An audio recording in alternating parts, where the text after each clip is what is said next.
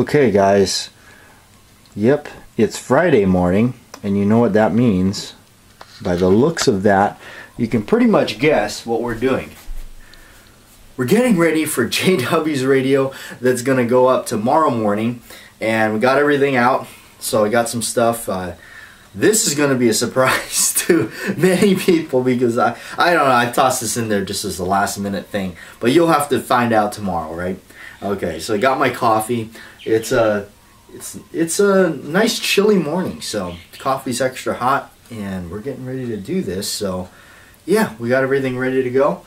Let's get it started, and I'll be right back. Well, here at work, and yeah, it's been nice and overcast, chilly. I think I found out why the road last night was closed. They have some sort of flash flood thing going on up there somewhere. So that's usually what will do it as well. I totally forgot about that, but yeah, apparently I think that's what's going on. So nice and chilly at work. I like it. I have to wear it over shirt. So all right, checking up on some stuff on the channel, and I've been messing around with the early on this morning a little bit, and then I got to cutting it out properly and looking at it, those templates for that glove that I got. So seems to, I think I understand what was wrong with my first attempt, so I fixed that. I'll share that with you. And yeah, I'm gonna get out of here because it's looking cold out there. Nice. Hey, I'm gonna do something here for you as a special little segment. This is something I've never actually done on video. I never did this really in detail like this on even on the main channel. So I'm gonna go ahead and show you how this thing comes apart. This is one of my favorite revolvers, the single action Army 45 Colt. So the 4 3/4 inch barrel, custom ivory grips, the aged ivory like John Wayne's.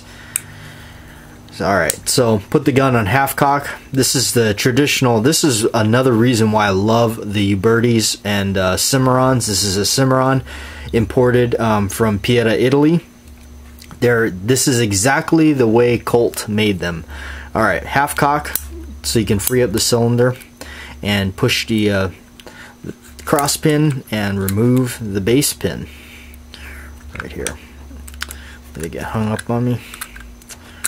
Hung up on the extractor rod. Okay, base pin is out, cylinder is out, and that's pretty much how you put that in there so we don't have it skipping around. Okay, go ahead and close it up, and we're going to remove the back strap.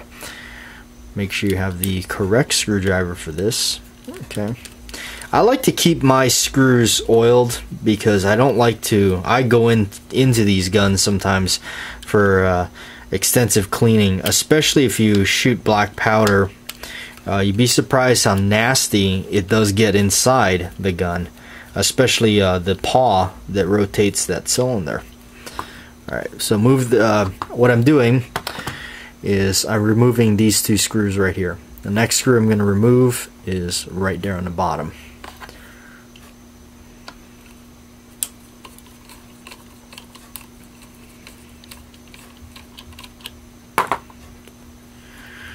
Now this bottom screw is different. You'll see it's actually flat. And be careful, do not lose these. They are not cheap to replace. I have a video of me having to replace one of my other ones. It was not fun. It wasn't fun for my wallet to imagine having to pay that kind of money for that little screw.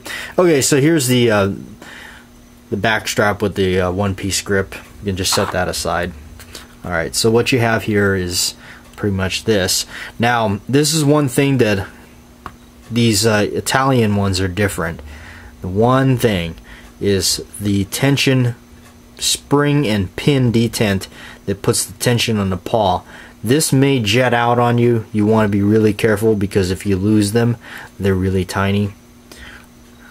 So actually sometimes we'll just go ahead and take it out. I sometimes just remove it because you don't want to be trying to look for this stuff. You can see just how tiny it is, and you can see also how just simply look at the dirt there, the burned up carbon that just came right off of this little post or this detent right here. Okay, so this is the way it lives inside there. I'm gonna go ahead and put this aside so I don't lose it because it's a small part. Okay, that way we're safe. All right, I'm gonna go ahead and remove the mainspring here, and that's why I brought out these extra screwdriver bits, because you want to find out which one it is. Remember, having trouble with this thing, you want to look at it carefully. I'm gonna do this off camera a little bit here because you want to make sure. And I'll try this one. That one fits. Okay. Try to make sure that you get the one that fits, so you don't want to screw things up with the screwdriver. Okay, that comes off and the little screw attached to it. Set that aside. So now that's off. Now the next thing you want to do is remove the trigger guard bit. That's these two screws right here. This gun is really simple to understand how everything works.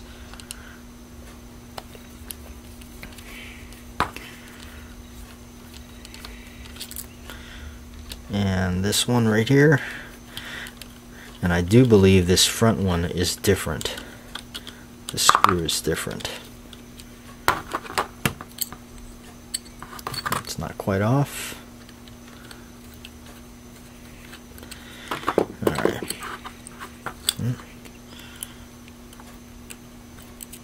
Yeah. Okay, there it is. So if you see it, it's very similar to the bottom of the grip screw, the flat. Alright, so that comes off. The only thing you have to worry about here falling apart or falling out is the screws. Other than that, this whole piece is pretty solid. Nothing's gonna happen. Alright.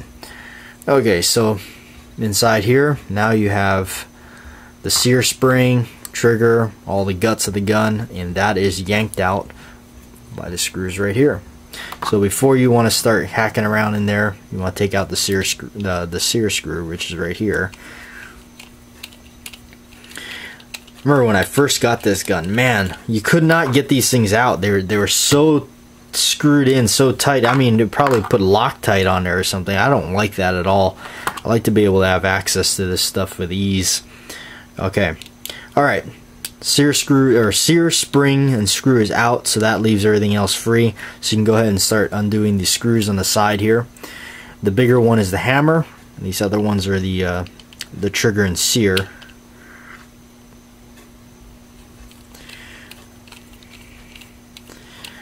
Now, to be honest with you, if this was like a $3,000 Colt, I'd be a little hesitant, going a lot more slower, taking my time a lot more, but because that's the nice thing about these. I buy them to use them. If they get a scratch on them, you know, it's okay. I'm not going to fall on the ground screaming. Okay, so there's your, that's like the sear and also the cylinder stop. You can see this right here. That's what's popping up through the frame on the bottom, and that is what's engaging and locking up into your cylinder right here. Locks up just like that. Right there. I've seen Bob Munden enlarge these things, the lead-ins and lockups. He's enlarged those so the contact is stronger, but at the same time you also have to make sure this is larger, so he would cut away metal on this side and this side to extend this a little bit. Okay, alright, so now what's left is the hammer.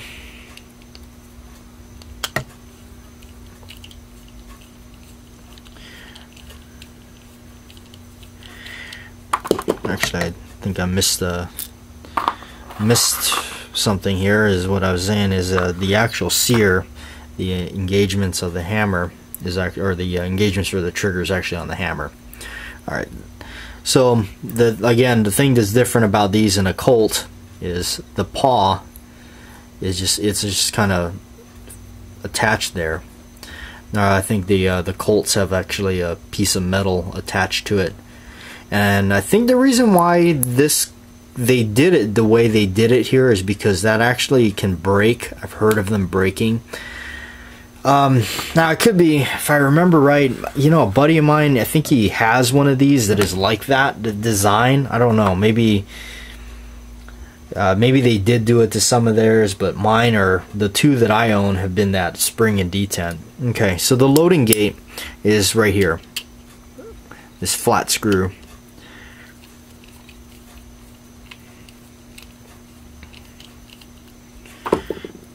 And that's just like a cap. And inside here, it may be a bugger to get out. Should be a spring and a little. I wonder if it's going to come out of there. There it is. A little detent right there. That's how you take off the loading gate. All right, the only thing left is the extractor rod bit here. Take off this screw right here. That comes off. Spring, the rod. In fact, spray this stuff with ballistol.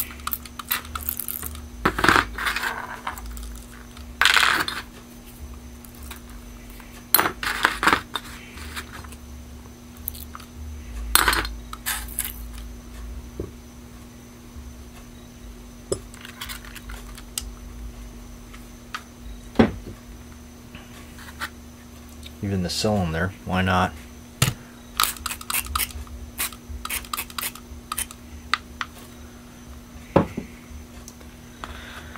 I'm really liking the ballistol stuff, and I definitely I use it pretty. Just slather it on, you know, wipe it off after. Okay, so this base pin right here, you actually, I think you need like 2 screwdrivers to remove it.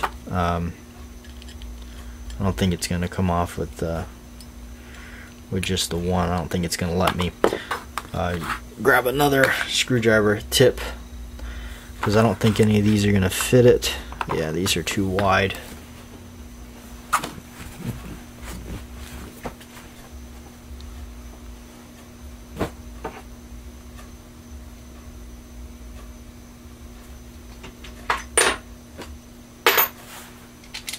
All right.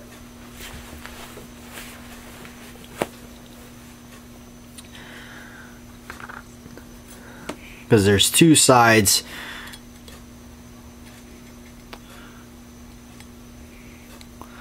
Is it gonna fit?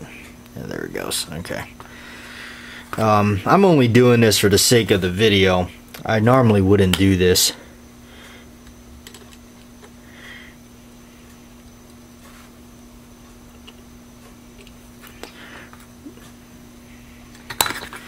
Let's see.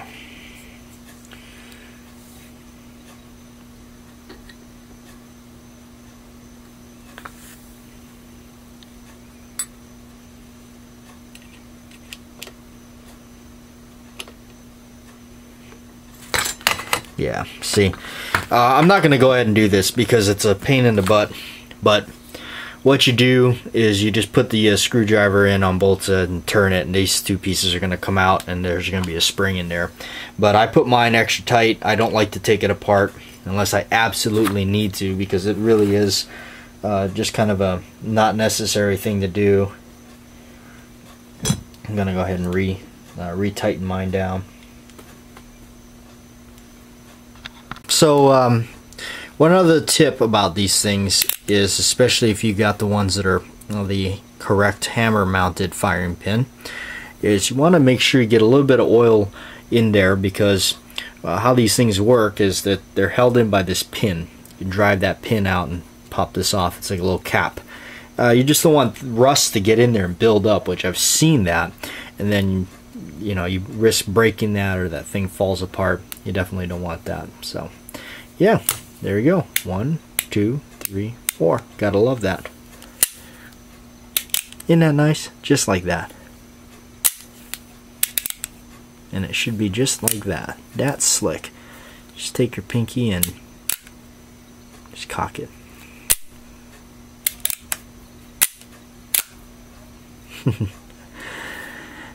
Nice thing about the grips is they're not, none of this is going to affect the color. It's going to still look like that.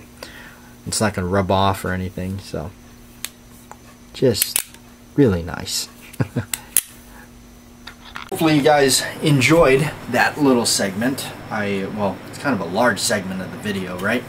I figured I'd do it because I have not actually done that on the main channel at all. I've done things, I've done a cleaning video where I cleaned the gun after firing black powder, but I don't think I actually showed it being disassembled.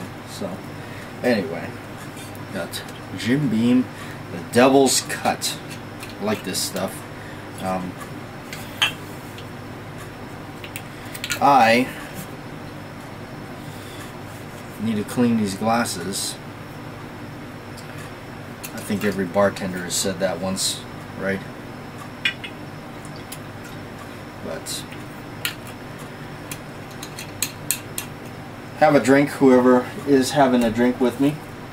So I'll give you a moment. Go pour yourself one. Let me set this right over here until you do that. How about that? So yeah, hopefully that video, the single action, if you don't already have one, makes you think about getting one, because it's a cool pistol. It's a cool revolver. It's one of my favorites. Absolutely, I love taking that to the range. And I mean, what I actually like more than anything is shooting wax bullets out of the thing. I got my wax bullets. I should go back out and do some more of this because it's so much fun. This is my wax bullets from the Cowboy Fast Draw. These are propelled by the small or the large pistol primer. So yeah. And I already know, Bob, you got a couple pistols, right? Single actions. See, I know you guys. All right. Okay, did you pour your drink? Did you pour it? All right, here we go.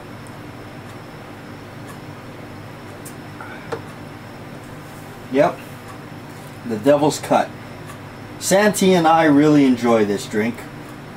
Maybe someday we'll enjoy one in person.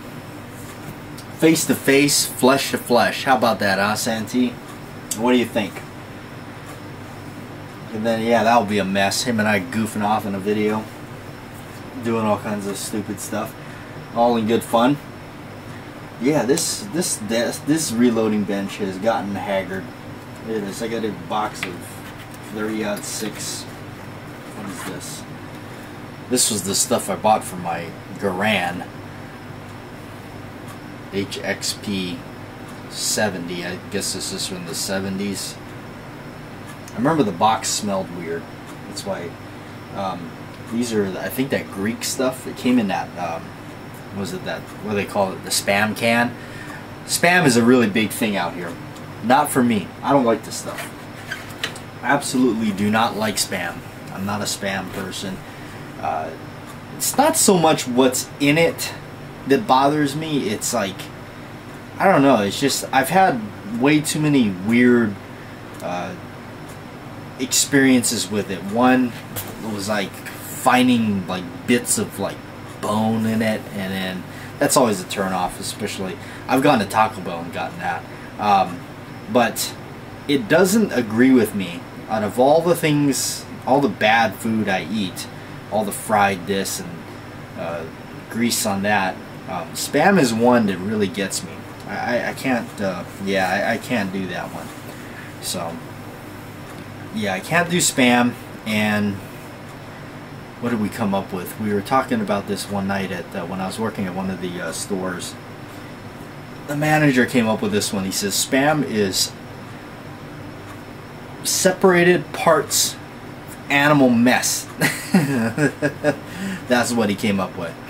But yeah, even the strange thing is I don't like seafood. Yeah, the guy that lives on an island doesn't like seafood. Isn't that weird? But yeah, I don't really like seafood. Although, I will say this. There's this restaurant right below where I work, my job. It's called Quinn's, almost by the sea. It's a good restaurant, by the way. If you're ever out here on the Big Island, their fish and chips is out of this world. It's actually really good. Says a guy that does not like seafood, but their fish and chips is really good. It's probably just because it's fried in batter. Anything that resembles a chicken nugget, I'm there. Yeah, there's a lot of strange things that I guess you could say that the old Bat Jack JW is that would find it weird. Like I don't like pork chops. Can you believe that? There's something about the texture of pork chops that I don't like.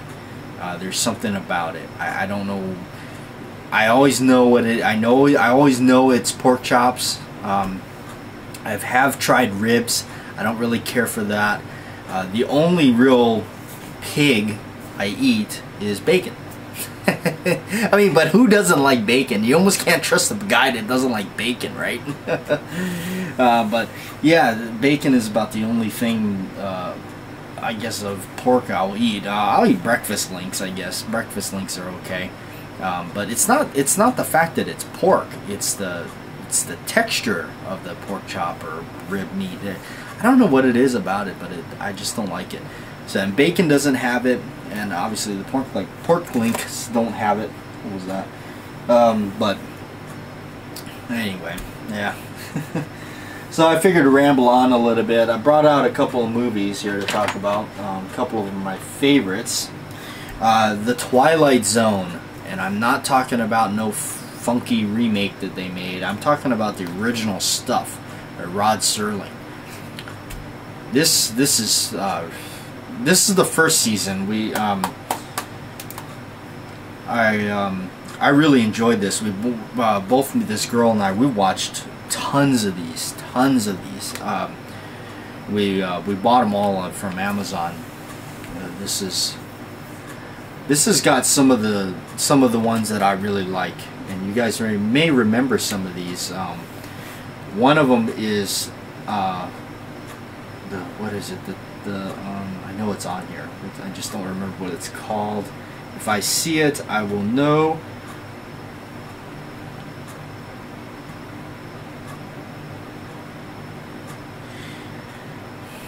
This is just ridiculous.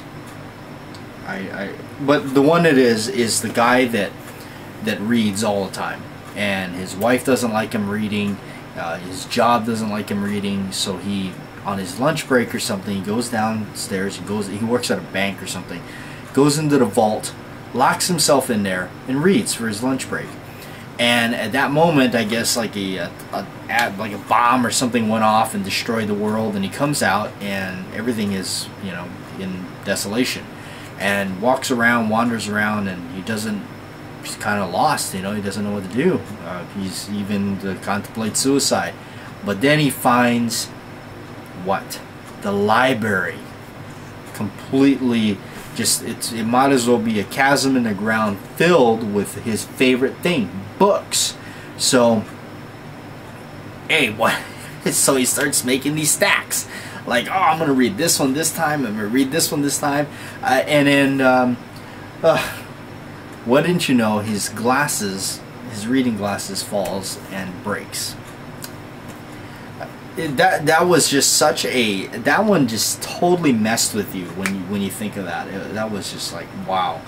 And of course this one's got the Invaders. I think it's got or is that later on? I'm not sure. I think it's on here. The Invaders. That's the one where the little spaceship goes to that lady's farm, and then these little creatures, these little spacemen come out, and she's like trying to fend them off. And there's so many good episodes. I like the one really where they go into that diner, and there's that little box, and they put like a nickel in it or something, and a penny. That's alright, it's a penny, and they put it, and and it gives you a fortune teller, and everything that it tells them seems to be true, and it's only that specific machine on that specific table, and that's the one that they strive to get to. I think they leave and they come back and somebody's sitting there. So, but yeah, I like the Twilight Zone. I really do. The movie was not bad, but it wasn't. You know, I mean, you can't beat the old black and whites. You know, it's like the Three Stooges. I saw the movie that they did. I think it came out in what, 2012. I think they did a really good job, you know, but it's just I can't get my head around it. I can't watch the Stooges without them being the Stooges. I cannot, you know, it's just like Moe, Larry, and Curly or Shemp. Those are the ones that I gotta watch. I like Curly and I like Shemp. I like them both because they both brought something different to it. I'm just a diehard Stooges fan. I feel so many times that I grew up in the wrong generation. Like, I feel like, what the heck am I doing in the millennium, or whatever you want to call it? I feel like I belong in the, like, growing up when my dad grew up or something. You know, my dad grew up in the 60s, and I just feel like sometimes, like, I'm growing up in the wrong time. Like, all the stuff I like is from the past. You know, it's just everything. I like John Wayne. All my favorite top stuff is all from the past, and I just feel so misplaced in a lot of ways, because a lot of these kids these days, you know, I guess I can call them kids now because I'm not really a kid anymore. I feel like an older person now. But man, I tell you, even out here, it's just ridiculous. The attitude, the lack of respect for the elder. Just in general, just it's all about, you know, drugs, dealing drugs. You know, they don't even not even hard-working people. You know, these kids, they don't even know what a job is. They couldn't hold a 9 to 5, you know, 5 days a week, 2 days off. They couldn't do that if they tried. You know, instead, what do? They want to go deal drugs out here. I guess they deal weed or something. I never got into that stuff. It's just absolutely nonsense. So, but yeah, I again, you know, I know you know, the grass is never greener on the other side, as they say. It's just been fed more BS, right? But I do feel that I strongly believe, just because of the quality of the people that I've met that grew up back then, I could see the quality of the people back in the day was a lot better.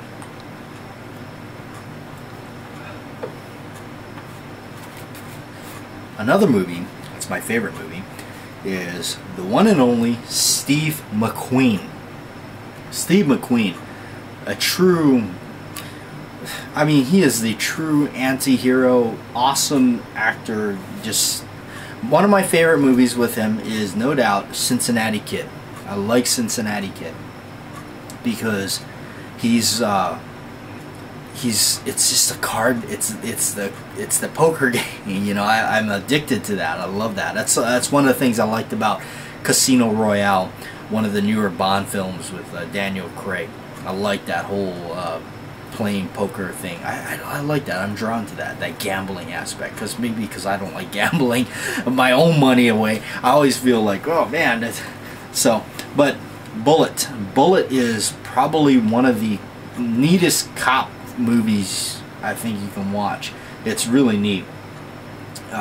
Just the way he is the total king of cool in this movie, in Bullet. And I do remember, like, just like, you know, Robert Vaughn is in it, and it shows you what a good actor he is. At least for me, I disliked his character so much. I just wanted to, like, wring his neck in the screen, you know, because of the way but of course the infamous chase scene and everything. But to me, when a guy goes into the hotel room and blows away the witness and one of the cops, that scene is so powerful. Like, it shocked me when I first saw it. It's crazy. And then, of course, the ending scene, and then the chase scene, and if you think, what is this? This had to have been 1968. So this is pre-Wild Bunch. Yeah, we talked about that last night. This movie, the graphic violence in it is pretty horrific, if you think about it. Especially the car turning over and burning, and you actually see the guys burning in it. You know, 1968. I mean, who really saw that kind of stuff? Graphic stuff. But I like it when he says, when he comes up to him and he says, "How do you know that was the guy?" And he says, "Well, because he tried to nail me with a pump shotgun." So that's, and I believe he carries a snub-nosed Colt Diamondback in it. It's either a Diamondback or a detective special, but that's always neat. I always loved that last shot of his shoulder holster laying there and all the bullets lined up into it. It's just kind of like this thing right here. I got this old cop rig. I think I've shown this in a video. I got my 38 special bullets right there. This is for a Colt Python. This is the rig. I bought this off of Gunbroker for really cheap. This is an authentic police officer rig from the day. The cool stuff. Back in when stuff was cool. It still is. It still is cool. Got my little pouches for speed loaders right there. I bought that separately. It's a basket weave style, but there's something cool about that.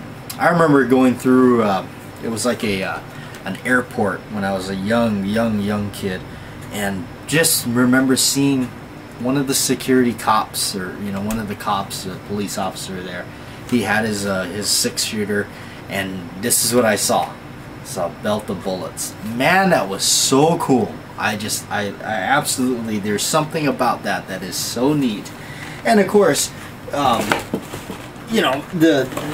Western rigs, with the Western rigs with their, this is my John Wayne rig. I just, to anybody that has not given this a chance, that they're just too wrapped up in the modern guns, which is fine. I mean, I can appreciate some of that stuff, but they turn their nose up at this stuff, and they really have not experienced it. You don't know they've never gone to the range and shot a revolver, or they just dismissed the revolvers as junk. Well, I mean, back in its time, that was state of the art. Nobody had anything. I mean, if you look beyond that, they had, it's like a single shot thing, and that was it. Boom, puff of smoke, and you hope you hit the guy with a lead ball that kind of just jittered around in the chamber. Just thinking back at, like, how do we shoot more bullets at one? Oh, well, we put 3 barrels and spread them out like that, and then shoot it. What was that called? The duck foot pistol. So yeah, I like history, and I guess you could say I'm stuck in the past. A lot of this is probably because of growing up, with my dad and watching all these old movies. I mean, it's because of my dad. I saw movies like this at a young age, and I think it's because of him and because of that, and that's what I grew up with. That's why I like it and appreciate it today. I didn't have much friends. I had my dad, and my dad's friends became my friends.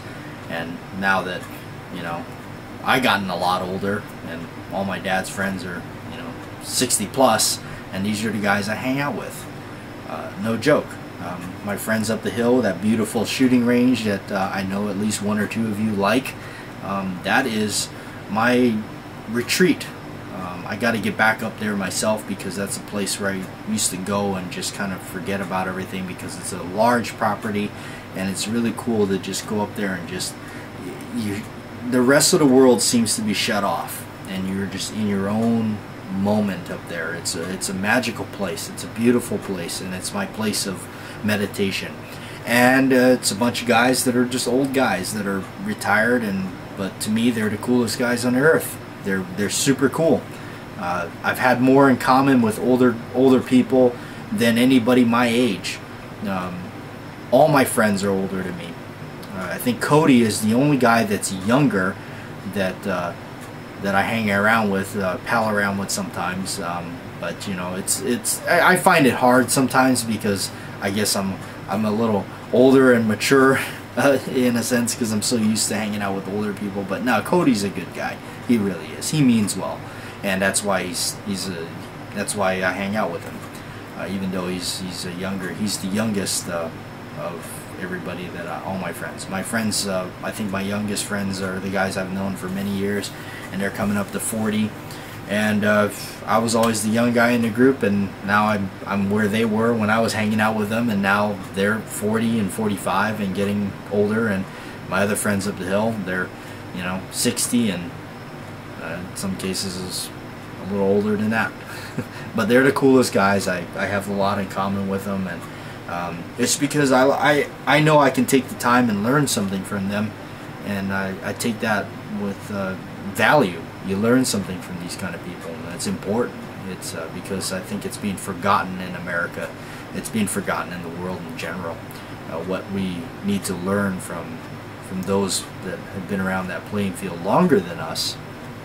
I think something these snot-nosed kids that don't understand today, with their cars and I can't stand the way their cars are, and that crappy music, whether they call it music. It sounds like a bunch of vibration and booming sounds to me that hurt my ears.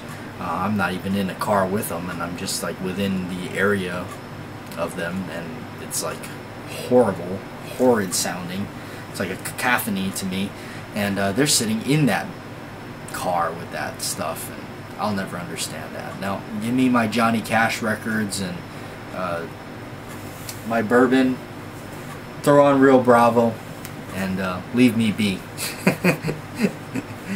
And yeah, and I'll hang out with any of the older guys any day over that crap.